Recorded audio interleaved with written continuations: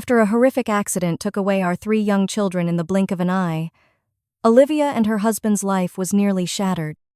When life seemed to have lost all meaning, the unimaginable happened. She became a mother again, but the newborns bore the faces of the lost angels. Was this a miracle or a cruel game of fate? I'm Olivia Parker. I used to have everything, and then, on a rainy September afternoon, I lost it all. "Mommy, I want to hear Twinkle Twinkle again." Grace's voice echoed in the car as I fumbled under the seat, trying to find Noah's toy car. "You've already heard it 3 times, Gracie. Let me play something else," I said gently, hands on the wheel. "No, I want Twinkle Twinkle," she screamed, the kind of childish whining that made me laugh. I didn't know that was the last laugh I would ever hear from her. On our way back from the store, it began to pour. I still remember the feeling of the tires gliding over a thin layer of water on the 405 freeway, and then, crotch, a violent impact from behind. I barely heard the sound of shattering glass, children screaming, and then everything went dark. When I woke up in the hospital, I saw Joshua, my husband, his face pale like a ghost. "Where's Gracie?" I whispered. You need to rest. Don't worry," he murmured. But I knew that look in his eyes. All 3 of my children, Noah, 6, Grace, 4, and Lily, 2, had been in the back seat. They never had a chance. We lost everything, Olivia." Joshua collapsed beside my bed. I screamed, a scream that sent nurses rushing in. I wanted to die. I couldn't live in a world without the laughter of my children. 3 funerals in one day. 3 tiny coffins.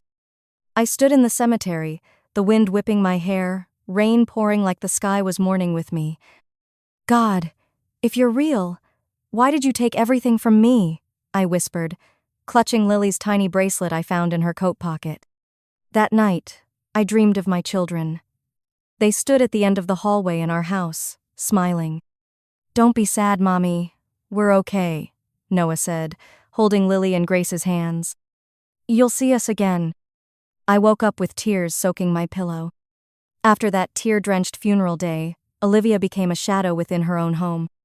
Everything remained untouched: 3 small beds, the crayon-scribbled wall drawings Lily once proudly made, Grace's favorite teddy bear still tilted on the shelf, and Noah's wooden train still lying on the stairs, as if waiting for tiny hands to pick it up and bring it to life. Olivia no longer cried. Her tears seemed to have run dry in those nights she curled up in the dark, clutching her children's things like the last remnants of their warmth. Joshua tried to be strong, went back to work, did all the chores, cooked meals, picked up toys, but his eyes were empty, as though he too was slowly fading from reality. Nearly a year passed. It was an April morning when Olivia suddenly gagged over the sink. She hadn't eaten anything strange, wasn't sick, but something in her gut told her things were changing. Quietly, she bought a pregnancy test. When the 2 lines showed clearly, Olivia didn't know whether to be happy or terrified. "Josh," she whispered, handing the result to her husband. Joshua stared at the small stick, then at Olivia, his eyes glistening. He hugged her, but it wasn't joy. It was a desperate grasp at the only thing left that could pull them from the abyss. "Maybe it's a second chance," he whispered. She nodded, but deep down, an indescribable unease bloomed. This wasn't like the first pregnancy. This time, the nightmares started as early as week 8. Olivia dreamt of the sound of tiny footsteps echoing down the hallway. She saw Noah standing at the bedroom door, eyes sad, hand waving. "Mommy, I'm cold." Then Grace, sitting on the floor, clutching her beloved torn doll, mumbling something in a whisper. And Lily, standing in the corner, facing the wall, her small shoulders trembling as if she were being punished. Olivia jolted awake, heart pounding. Joshua lay beside her, still asleep, unaware of any sounds in the night. At 12 weeks, the doctor confirmed something that sent chills through Olivia. "Congratulations, you're having triplets." She blurted out, "3 again?" The doctor chuckled, not realizing the shock in her voice. Joshua squeezed her hand as they left the clinic. "What do you think?" I don't know. Something doesn't feel right. I feel like the kids are coming back, but not exactly them." Joshua stayed silent. He didn't want to admit it, But ever since Olivia got pregnant, he too had been dreaming. In his dreams, the house echoed with familiar children's laughter. And one night, he woke to see Noah's wooden train moving on its own. No one had touched it. Olivia began documenting her dreams. She sketched the faces of the children she saw in her sleep, and was chilled to realize they looked exactly like Noah, Grace, and Lily. But something was off. The eyes were sharper, the smiles crooked, and the way they called out "Moomy" stretched cold.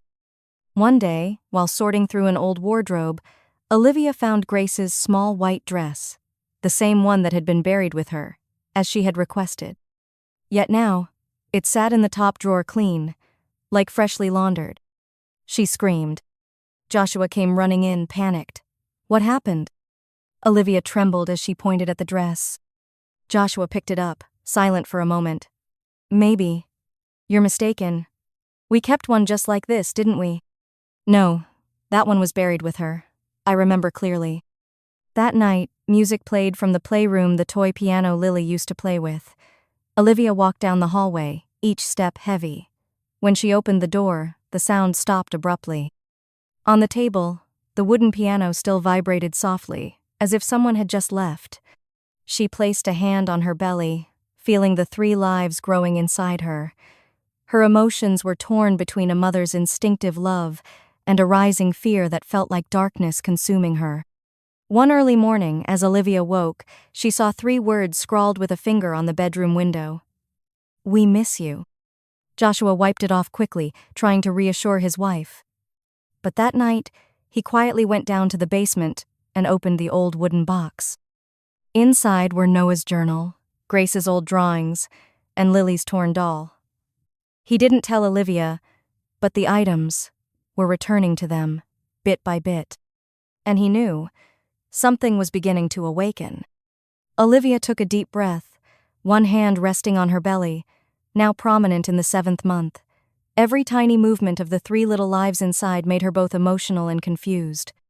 This pregnancy was unlike anything she had experienced with Noah, Grace, and Lily. Something felt unnatural. On an early October evening, Olivia sat on the sofa, Joshua beside her silently reading case files. The dim light cast her shadow strangely on the wall behind, bulging, as though 3 separate forms inside her were shifting independently. Do you see them kicking in order? She asked. Joshua looked up. What do you mean? Olivia bit her lip. Every night, they kick in a sequence. Left first, then middle, then right. Then it repeats. Just like when the 3 kids were alive, each had a different sleep and wake pattern. Joshua forced a smile, but it didn't reach his eyes. Maybe you're just sensitive because you still miss them so much. Olivia didn't respond. She knew her husband was trying to stay grounded, but deep inside, fear was burning silently. The nightmares continued, but this time, they were different. She saw Noah standing beside the bed, saying nothing, staring at her belly. Grace sat in the rocking chair, singing a familiar lullaby, her voice echoing as if from a deep well, and Lily always vanished behind the curtain, leaving behind a doll slumped on the floor. One night, Olivia jolted awake from a dream, cold sweat soaking her back. Noah, what did you say? She whispered into the dark. No one answered, but in her subconscious the boy's voice echoed, I never left, Mommy. At a routine checkup, Dr. Watson looked at the ultrasound screen, frowning. Is something wrong? Olivia asked, her heart racing. No, not exactly, but, to be honest, I've never seen a triplet pregnancy where the fetuses are positioned identically in every scan. Stranger still, their development metrics are nearly identical down to the millimeter. Olivia felt a chill down her spine. She didn't tell the doctor that at home, in the keepsake box of their deceased children, she found a slip of paper written in her own handwriting from a year ago. Noah, 6 years old, loves adventure books. Grace, 4, obsessed with the piano. Lily, 2, always hugs her teddy bear. The 3 babies inside her, according to previous tests, had the same gender, heart rates, and growth patterns as the 3 lost angels. Joshua began noticing strange things too. One night, while working alone in his study, He heard the sound of small footsteps running across the hallway. He jumped up and rushed out. "Olivia, did you hear anything?" "Hear what?" she said, stepping out of the bathroom, hair still wet. "I heard footsteps. Small, quick, like Grace when she used to play tag." Olivia said nothing. Her eyes were red. "I hear it every night, Joshua, but I stopped mentioning it, afraid you'd think I was losing my mind." Things escalated when Olivia dreamed of Lily smiling and pointing at the family photo hanging in the living room. The next morning, Olivia walked into the room and froze. The family photo frame long put away because it was too painful sat neatly on the table, exactly where it used to be. In the picture, the 3 children smiled, their gaze piercing the present. "Joshua, did you put this photo here?" Joshua came downstairs, his face pale when he saw it. "I didn't, I swear." A few days later, Olivia began hearing giggles from the unlit room. When she approached, it was empty. But the air carried the familiar scent of old days: baby formula, soft baby cologne, and the gentle smell of Johnson's powder. She began keeping a daily journal what she saw, heard, and felt. The pages grew thick, and so did the fear. But beneath that fear, a strange sliver of hope flickered. Could it be her children had never truly left? The birth was scheduled a week before the due date. Doctors wanted maximum safety for Olivia due to her mental health history and the unusual signs throughout the pregnancy. Joshua stayed by her side constantly, though his eyes always held a fear he couldn't name. Something was wrong. They both felt it, but neither dared speak it aloud. "Do you think, if something exists beyond science, would you believe it?" Joshua asked one night before the delivery. Olivia looked into his eyes. "If it means our children are coming back, I'm willing to believe anything." The 3 babies were born at 3:17 a.m., a girl, a boy, and another girl in the same order as before: Noah, Grace, Lily. Olivia burst into tears the moment she heard the first weak cry.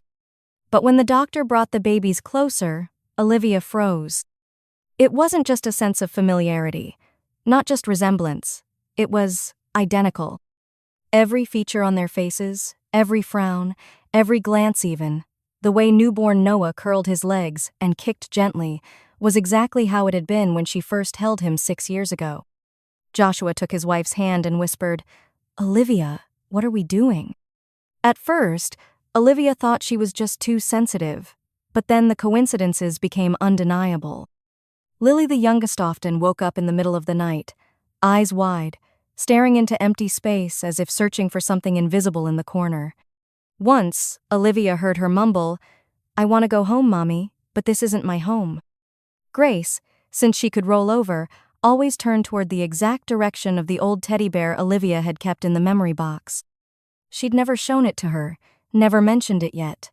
Grace immediately recognized it and called it Boo Boo, the name she used to call the bear. And Noah, the oldest, with eerily sharp eyes. One time, when Joshua held him, Noah stared at him for a long moment and whispered, "Don't let the car go too fast again, Daddy. I'm scared." Joshua nearly dropped him. His hand trembled. One night, Olivia was rocking the babies to sleep when Lily's cry pierced the silence. She walked into the nursery. All 3 babies were sitting in their cribs, wide awake, not crying, not screaming, just staring at their mother. Lily spoke her first words before she should have even been able to talk a hoarse but clear sound. "I miss Mommy." Impossible. A baby just months old couldn't speak. Olivia stepped back, her hands shaking. Grace and Noah continued to watch her, their eyes calm, but full of memory. As if these children were not new beings, but the return of lost souls. Olivia sank to the floor, gasping for breath. Her heart pounded, cold sweat breaking down her back. She didn't know whether to be afraid or overjoyed. The children were still there, eyes fixed on her. They had returned, but not just in form, in memory, in mind. The past, reborn in the present. That night, Olivia opened a drawer and took out an old memory box. Inside were photographs, toys, woolen socks, and a scribbled note from Noah. She laid each item out in front of the children. No one had taught them. But Lily crawled over to the small cloth Olivia once used to wrap her in, embraced it, and nuzzled it like it was something long familiar. Grace flipped over the family photo and correctly pointed to each person. Mom, Dad, Noah, me, Lily. Noah did nothing. He just looked at his mother and quietly asked, "What happened, Mom? Why? Am I here?" Olivia choked. Her eyes went vacant. Deep down, she understood. Their lives would never be normal again. Joshua walked into the room and froze at the scene before him. You need to know the truth," Olivia said, turning to her husband, her voice breaking. "I think these children are." She couldn't finish. Joshua looked at the children, then at Olivia. The question they had both avoided now stood clear. Had Noah, Grace, and Lily never truly left them? Since the day the three children were born, Olivia felt the house was no longer the same. The air grew heavier, as if someone was always watching. But what truly terrified her wasn't what she saw, it was what the children remembered. One September afternoon, while Olivia was folding laundry in the washroom, she heard a whisper in her ear. "Mom, I left my brown bear on the second-floor shelf and you forgot to grab it." It was Noah's voice, clearly the voice of a 6-year-old boy. Olivia spun around. The room was empty, just the low hum of the dryer. That night, as she laid Sam in his crib, the baby opened his eyes and looked straight at her. "Why didn't you run faster that day?" Olivia froze. What did you say, Sam?" The baby blinked a few times, then giggled, as if he had said nothing at all. In the days that followed, each child's behavior became increasingly unusual. Sam refused to let anyone touch the green dinosaur toy which had once belonged to Noah. Ava often whispered to herself in Grace's voice, even reciting the poem Olivia had read just once to Grace before she died. But the strangest was Ella. She would sit in front of the mirror whispering, "Lily's still here, I see her, she plays with me every night." Olivia was so frightened she had Joshua check the house cameras. In the night footage, they saw Ella sitting on her bedroom floor, talking and reaching out as if holding someone's hand. Joshua, who had tried to stay strong, began to crumble under the mounting, unexplainable evidence. "Liv, do you think we did something wrong?" "What do you mean?" "Is it possible that the souls of Noah, Grace, and Lily came back not to live but to remember, to ask for something?" That sentence brought Olivia to her knees. They took the children for psychological evaluations. The doctors found nothing abnormal, but the similarities between the new children and the ones they had lost became clearer each day. One day, Olivia heard Ava say to Sam, "We weren't supposed to come back, but the door stayed open. Lily saw it first." "What door?" Olivia interrupted, panicked. Ava looked at her mother, half dreaming. "The door with the green light, after the accident, but it didn't shut all the way." One stormy night, Olivia woke up to the sound of children laughing downstairs. She went down and saw the lights in the living room turned on. The three children stood there, hand in hand. But in the mirror across from them, the reflection was Noah, Grace, and Lily. Not Sam, Ava, and Ella. She screamed and ran to embrace them. But at that moment, the mirror shattered. Joshua rushed in, yelling, "What happened?" I'm not sure these are our children anymore." Ava turned to me, eyes blank. "Mom, you haven't forgiven the driver yet." That was something I had never told anyone. I still held deep hatred for the drunk driver who hit our car that day. Sam walked up, his clear eyes filled with tears. "If you don't forgive, we won't be able to rest." I collapsed to the floor, tears streaming down my face. It was the first time I had ever admitted it to anyone, even to myself. For all these years, that hatred had festered like a wound that would not heal. Even though the driver had been convicted of manslaughter, had served time, had begged for forgiveness 1,000 times, I couldn't let go. The children's words rang like a bell in my heart, awakening the deepest parts of my soul. I was stunned. Joshua whispered, "We need to go to church." The next day we returned to the old church, the one where Noah, Grace, and Lily's funeral had been held. I held a photo of the three of them, and Lily's tiny bracelet still clung to my wrist. I wrote a letter, the handwriting trembling but sincere. I forgive him and myself. Dear Lord, if this is a second chance, please let my children be at peace. I burned the letter beneath the warm light of the Christ statue. The smoke rose and drifted away, as if carrying all the pain and forgiveness from my heart. That night, for the first time in years, Sam, Ava, and Ella slept peacefully, no more sleep-talking, no more strange behaviors that left me terrified. Years passed. And as I stood in the yard watching the three of them ride bikes under the golden sunset, I smiled to myself, to life, to the miracles I had never dared to believe in. I was no longer afraid. I'll always remember you, both the children I lost and the ones who came back, I whispered in my heart. Joshua took my hand, softly saying, "We found a real miracle, forgiveness and love." And I knew the echoes of the lost children were no longer cries of pain, but whispers of hope and eternal love. Could Sam, Ava, and Ella truly be the children reborn from the hands of fate? Or perhaps it was simply the final gift from God, so that a mother could go on living with love and forgiveness? Do you believe in second chances? Have you ever held on to a pain so deep that you couldn't find the words to forgive? If it were you, could you let go of the hatred inside to save the ones you love? Share your thoughts in the comments below. What do you think really happened to the three children? If this story touched your heart, hit like to support Familyscars. And if you love emotional, mysterious stories like this, make sure to subscribe, because every week we bring you new slices of life about family, loss, and the journey to healing. Tap the notification bell so you won't miss a single story that speaks to your soul. Thank you for listening all the way to the end. See you in the next story.